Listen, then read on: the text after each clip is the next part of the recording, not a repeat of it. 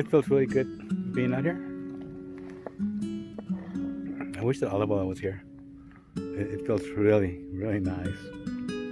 I mean, wow, it's just beautiful. So I had surgery on the 26th. It's still a lot of pain. I'm not gonna take this off right now, but it's very painful. Medications for pain.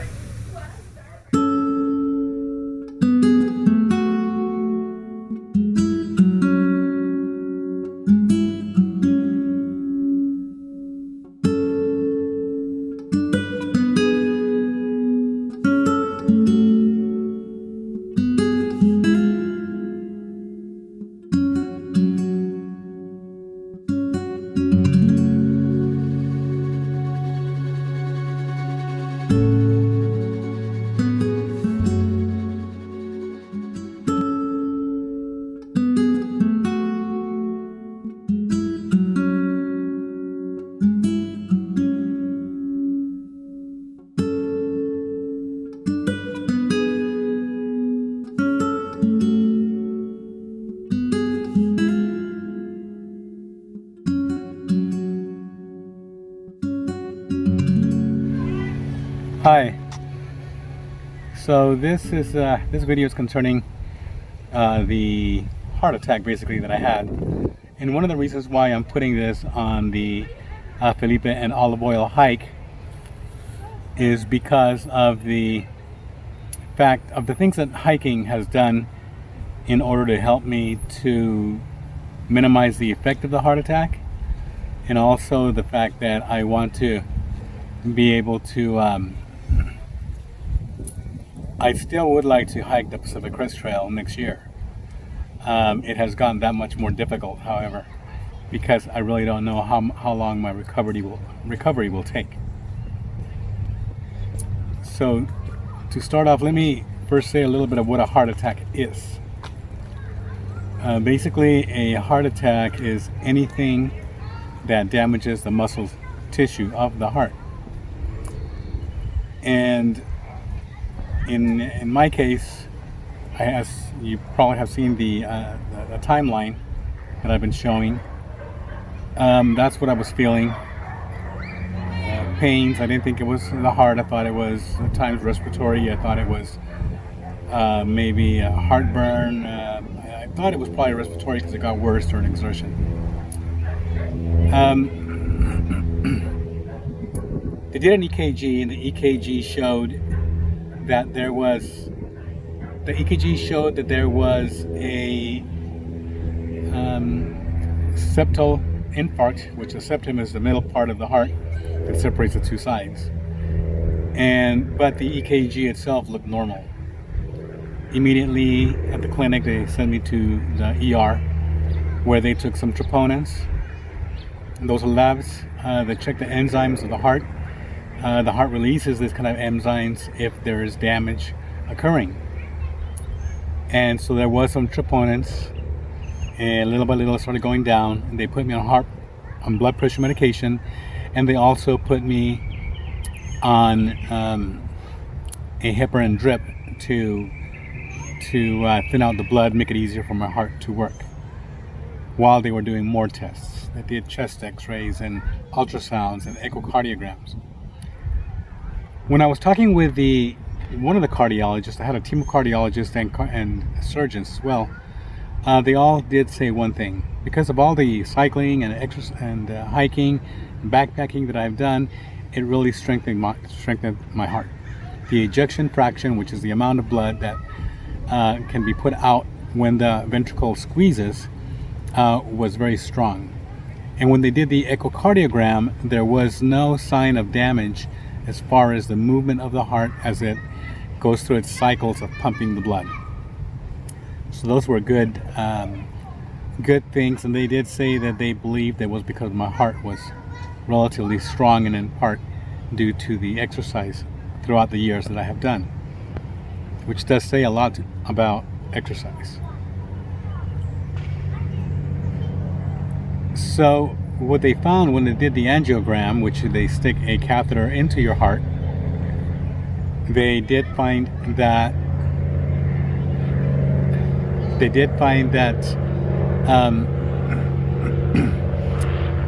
the left descending coronary artery was 90% occluded.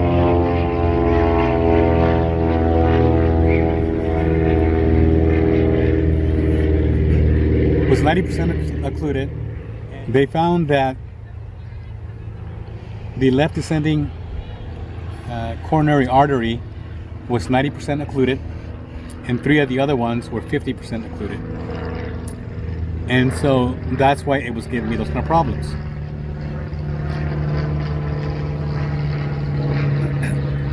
I did ask if there was going to be any kind of permanent heart damage due to that, and the cardiologist that I spoke with, they said that they did not think so because of the function that they saw on the echocardiogram and the fact that the troponins weren't all that high.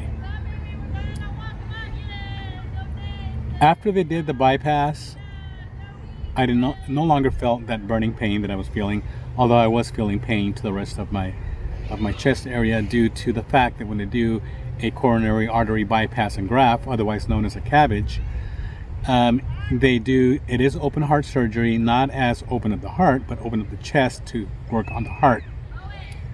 They take out a graft from the right leg, put it onto the heart, and after they do that, they put everything back together. They do deflate the left lung so they can work on it, and then they inflate it back again. So I was in a chest tubes all along. And so that's where we were at. Now, signs and symptoms of a heart attack, they all differ. As I was talking with the cardiologist team, some people feel that pressing feeling, some people feel numbness to the side of the face, some people feel jaw pain or numbness to the jaw, some people feel heartburn, some people feel radiating pain to the left side. I never had radiating pain to the left side of my arm. It was always centered by the sternum. I thought it was a trachea, the air tube. And so a heart attack doesn't necessarily have to be something that happens one time and one time only, as in everything is okay and then all of a sudden you have a heart attack and then you do the surgery and then you're okay after that. It takes time to build up for a heart attack to occur. Normally, every case might be different. And this is what I was told. And the recovery takes a long time as well. Because the sternum has to heal, the bone. The heart is still, it's not the way it was at one time, although it is getting more oxygen now than it has been for quite a while, I'm sure. There still needs to be, I still need to find out how much of my heart muscle I can use. If there in fact was that much damage or if not. So right now I've been walking anywhere from 7 minutes twice a day to, this morning was the longest that I've done, was 19 minutes. I do have to occasionally take breaks. I can climb slight little inclines, not very much, and I don't feel the kind of pain that I was feeling before. But I still have to be very careful. I can't overexert because there's damage that I can do. There's still a lot of recovery to be done, and there is some pain still that occurs. There is a possibility of pneumonia as well, because as the fluids that are cleaning up from the inactivity of my lungs, I have to still clear those out. So there are still some concerns, but for the most part it was successful surgery. Now my plans for recovery is just to follow the instructions of the doctors. They put me on more blood pressure medication, cholesterol medication, and the exercise that I'm supposed to do. The diet that I'm supposed to be on, which is very similar to the way it was before this episode, although years prior to the last 2 years, there was a lot of carbohydrates, a lot of fast food, a lot of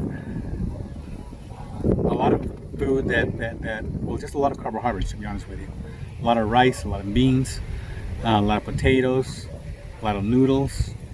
I wasn't too much of a candy eater, but there was a lot of carbohydrates in there, which I had to cut down because I'm also a type 2 diabetic. And So what I'm going to try to do as far as this channel goes is to show my progress, maybe about once a week, and it's not going to be on hikes because I can't do any kind of hiking. They're not allowing me to pick up more than 5 pounds, and it hurts whenever I do something. Just sitting down hurts. Coughing hurts. So I'm gonna try to show the kind of progress as far as minutes that I've been able to hike, or walk should I say, on a daily basis, and if there's been any setbacks or anything that is showing progress. And I want to be able to, at least in about 2 months, I would like to be able to take a level hike of maybe 3 miles if possible. I don't know if 2 months will be enough time or not. My wife is telling me 3 months. Olive oil. She's my camera person right now. And let me just say, Olive oil. She's been my angel. She's been somebody that has helped me go through this and encourages me in every way, shape, or form. And I want to thank her, and I want to thank everybody else that has sent prayers and good wishes to me. And the progress will be videoed to see how things go along, and hopefully it will go into the hiking again, and maybe next year the Pacific Crest Trail. All right, guys. For now, I've only walked about probably maybe 5 minutes, and then I sat down to do this video. I'm gonna walk about another, I would say about another 10 minutes, go back, and I just have to go on with my recuperation, my recovery. Okay, thank you very much for watching, guys. If you guys have any questions or concerns or comments, put them on the comments below. I have more than enough time to look at those things and make some comments about it. And all right, well, thank you very much, and everybody take care.